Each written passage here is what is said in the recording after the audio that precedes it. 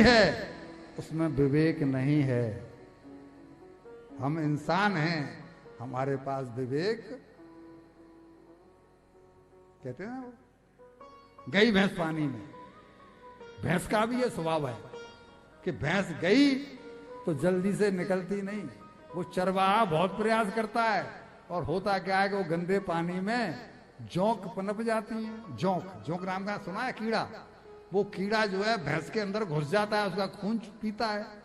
अब वो ग्वाला उस कीड़े को निकालना चाहता है, पर वो कीड़ा निकलता नहीं। तब वो क्या करता है, जोर लगा के खींचता है, और वो कीड़ा टूट तो जाता है बीच में से, वो आधा भीतर रह जाता है, पर उस कीड़ा निकलता। वो इतना खून चूसने का प्रेमी है। मैं आपसे कुछ नहीं कह रहा हूं, आप अपने ऊपर मत ले जाओ। और यही हुआ कि सरोवर में जो ग्राह रहता था, ग्राह मीन्स मगरमच्छ, उसने उसका पैर पकड़ा। जब पैर पकड़ा तो इनमें युद्ध हुआ। ये क्योंकि पानी में तो जो मगरमच्छ है उसकी शक्ति ज्यादा है, जमीन पर हाथी की शक्ति ज्यादा है, लेकिन वो पानी की जीव है। तो जब ये बाहर खींचे वो अंदर खींचे, इन दोनों में बहुत दिनों तक ये लड़ाई चलती रही। बहुत दिनों तक ये लड़ाई चली, दोनों में से कोई हारने को तैयार नहीं। कभी वो भारी पड़ जाए, कभी ये भारी पड़ जाए। गज ने बहुत प्रयास किया बाहर निकलने का, इससे पैर छुड़ाने का, लेकिन छूटा नहीं। हमारा भी जब काल आकर के पैर पकड़ेगा तो हमारी पत्नियां छुड़ा नहीं पाएंगी, हमारी संतान छुड़ा नहीं पाएगी। पैर तो पकड़ना है, क्योंकि काल का वास है। इसके साथ ही वही हुआ, और परिणाम क्या हुआ?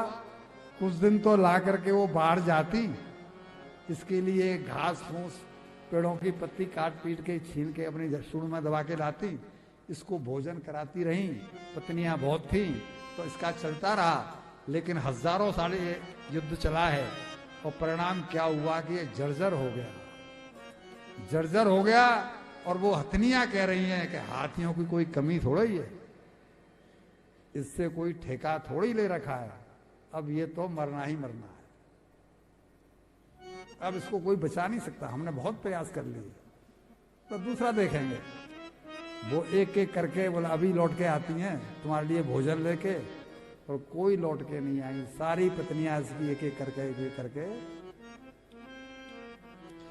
सब चली गई।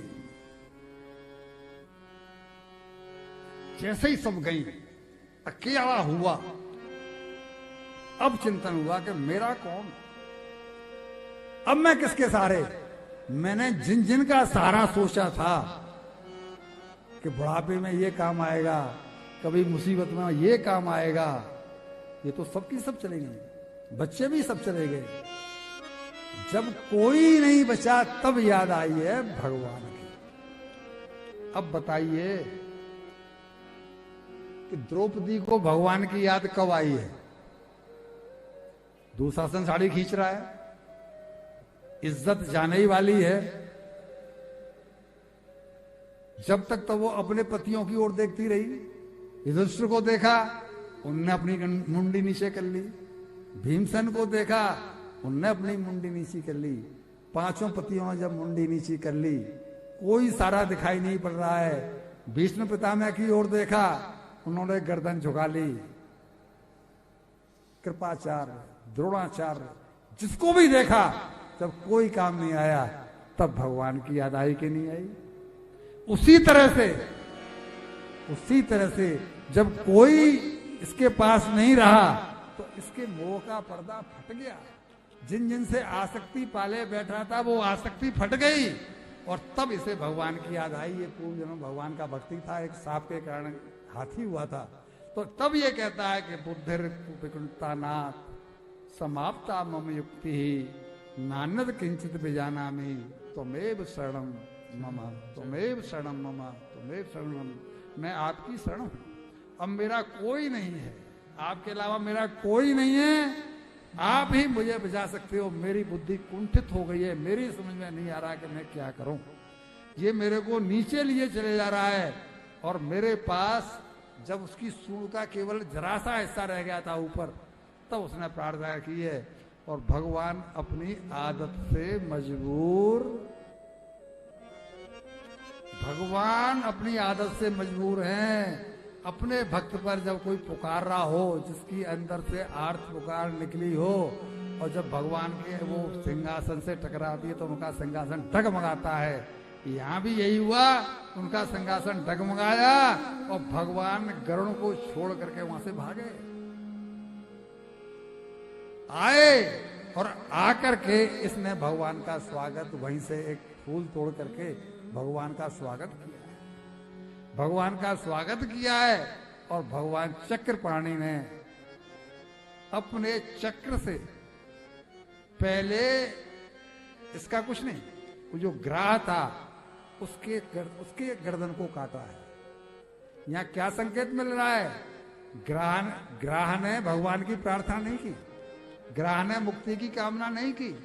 ग्राह ने तो केवल इसका पैर पकड़ा था, और पैर किसका पकड़ा है? जो जिसका पैर पकड़ा है वो भगवान का भक्त है।